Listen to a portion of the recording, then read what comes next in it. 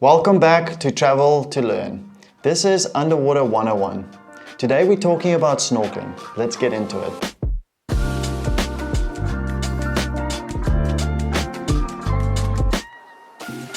What is snorkeling? For those that don't know what snorkeling is, it is an activity that is very beginner friendly. It is the easiest and the first stepping stone to start exploring the underwater world. By simply having a mask that you strap onto your face and having a snorkel to breathe, you can see the magic beneath the waves. So I'm going to talk a little bit more about what snorkeling means to me and why I love it so much. Even though I have all the certifications to explore the magic underwater, from snorkeling, freediving, scuba diving, to more technical diving where I strap all these cylinders on my back and explore the deep depths of the ocean, to underwater cave diving where I get to explore the beautiful underwater caves that the world has to offer.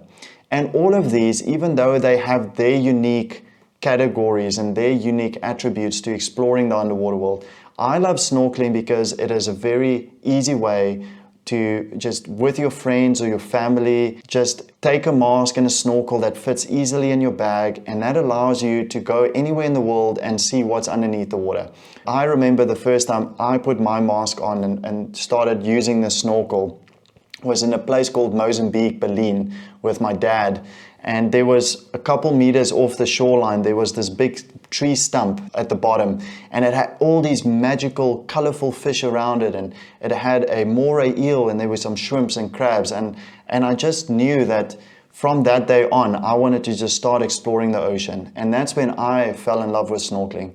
Another reason I do love snorkeling, and in certain situations I prefer it even more than scuba diving or cave diving or technical diving, is because of how freeing it is. Because you don't have a lot of equipment like all these cylinders and weights and these underwater jackets that make you float, it's an easy way to just grab it, put it on, and you get to explore the ocean. One example here is I live in South Africa. I'm from South Africa. I'm born here. And every year we have this migration that takes place on our coastline called the Sardine Run. And I've been lucky and privileged enough to be a part of this migration for a couple times now. And what happens is you on a boat and you're constantly just chasing this migration along with the ocean's top predators and mammals, like the dolphins join the migration, the sharks. You have thousands, if not millions of birds that join this migration along with whales and everything. And what happens is the sardines go from the southern side of South Africa and makes their way up to the northern part of South Africa, and all these animals come together to hunt. And we in South Africa, we have the ability to experience this event. And that is where snorkeling comes in for me, and why I love it so much is because I'm on the boat, all this action is moving so fast, and by able to just put on some fins, put on a mask quickly, have a snorkel, I get to jump in the water and I get to witness this phenomenon that takes place on our coastline. So just having that ease of throwing it on, getting in the water, and you then have the ability to be a part of the marine ecosystem, part of the underwater world, is why I love it so much, and it's why it is one of the stepping stones to get you to explore some of the more deeper parts of the ocean like scuba diving and free diving. Free diving is just a step up from snorkeling. You require still the same amount of equipment with one or two additional things like having a weight belt, and this now allows you to, on a single breath, go down and explore the ocean without any equipment. This also creates a unique way to get close encounters with marine mammals because you're not making a lot of noise with bubbles like scuba diving. And it is also a very easy way because of the equipment. It's very light and you get to free dive and snorkel anywhere in the world. Scuba diving, we will cover in the next module. Now that we know a little bit about what snorkeling is and what it means to me, I'm going to now give you some techniques and tricks on, if you are snorkeling for the first time, how to do it efficiently and safely. So the first thing that you need is your equipment. The mask is a piece of gear that goes onto your face that seals off your nose and allows you to be able to see through the water. And because you close off your nose and you're looking down at the water, you are now unable to breathe. So that's where the snorkel comes in. It's this tube-like thing that you put into your mouth, that you bite onto, and it stays out the water. And that allows you, with every breath you take, it is basically like a straw that is sucking the air from the top. And by simply having those two things, you can already have your face in the water and allow you to breathe and see the magic underwater. An additional thing that you can add on just to make it a bit more efficient to move through the water are fins. So fins are essentially by growing your feet a couple feet. It's things that you put on that allows you to move more efficiently and effectively through the water. So the key here is to remember, when you get a mask, you need to make sure that it has a good seal so that you don't constantly get water coming in, because that can cause a bad experience, or having, a salty nose for the rest of the day. And also the snorkel. So you get a few different types of snorkels. So you get ones that is the same one that they've designed in the 1940s and it hasn't changed. It's just this plain standard tube-like thing. But you also nowadays get more modern ones that have a valve at the bottom. And the reason there's a valve is so that if you do get a bit of water in the snorkel, you get to blow out the water and it pushes it out at the valve. So now that you know that you have a mask, a snorkel, and some basic ways of using it, now let's talk about some safety protocols. Here are some safety recommendations to keep in mind for your first snorkel. Look out for where you're going to be snorkeling. Gauge the environment in terms of conditions, looking for tides, whether there's tidal currents, whether there's big waves or strong currents. If you don't know or not familiar with the ocean, I would consider checking in with one of the local tour operators in the area, or one of the snorkel guides or scuba diving guides, and they can give you a bit of an orientation in the area to tell you where to go, where not to go, what to do and what not to do. They can also even give you some recommendations how to snorkel, or you can even simply join them for a tour just to get familiar with how the snorkeling works, where to go, what to look out for, and things to see underwater. If you are going to be going by yourself, keep in mind you want to also look at where you're going to be snorkeling. Are you going to be going into very shallow water? If you are, you need to be very conscious of not rolling around too much in the water or going from horizontal to vertical, either hurting your feet by kicking the coral or damaging the coral itself, disturbing up the bottom, and also not going too far and overexerting yourself.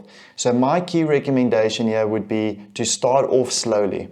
Start in like a bay or lagoon, or even in a swimming pool, just to get familiar with the equipment, get familiar with some kicking techniques and how to clear water if it comes into your snorkel, or what happens if you get water into your mask and things like that. Also, never snorkel by yourself.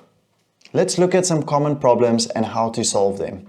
Every now and then, snorkelers will find themselves having water come through their mask. If this is the case, you need to readjust your mask. A mask strap itself needs to be completely horizontal on your head. If it's too low or too high, it will pull the snorkel either up or down, causing water to come in either at the top or the bottom. You also want to make sure it's got a good seal. And I will cover the mask recommendations on how to fit a mask in upcoming modules. So stay tuned and keep an eye out for that. When it comes to the snorkel, every now and then, because we are breathing through a tube on the surface, if you're looking too far down, the snorkel might dip into the water, or if it is a little wavier and water splashes into the snorkel, you might have water coming into the snorkel. There are two ways that you can clear it. The easiest way is to just simply take it off and shake the water out and put it back in. But in order to increase the amount of time with your head in the water, you don't want to every 5 seconds look up to clear your snorkel or clear your mask. So the easiest way to clear a snorkel, should you have enough air in your lungs, is by simply to stop breathing, and then with the remaining air in your lungs, give a big hard blow. So you go, pah! And as you blow, it will push the water either out the top of the snorkel, or with more modern snorkels, you have a valve at the bottom and it will push it out at the valve. Some other common problems is having your mask fog up. So a very nice way that helped me clear my mask over all these years is a simple trick by getting a defogger. So anti-defogger gel or spray or even spit works, is to just create a oil layer on top of the glass and let it set for about a minute or two before you put it on. So what happens when they design masks or when they manufacture a mask, it actually creates a plastic seal on top of the glass itself. That is just the way they manufacture it and to preserve the glass. So what you want to do is create an oil layer on top of that plastic film that now acts as a layer to stop the fog from happening. So the key thing here is to rub the gel on the mask, wipe off any excess, and then let it set to dry. Once it's dried, then just put it straight on your face and go snorkeling. Another thing you want to avoid here is keep taking the mask on and off, because over time that oil layer will sort of dilute or fade away. So by every time you take the mask on and off your face, it will start fogging up the more you go. And once you're out in the ocean and it starts fogging up, it becomes really difficult now to defog it and solve that problem.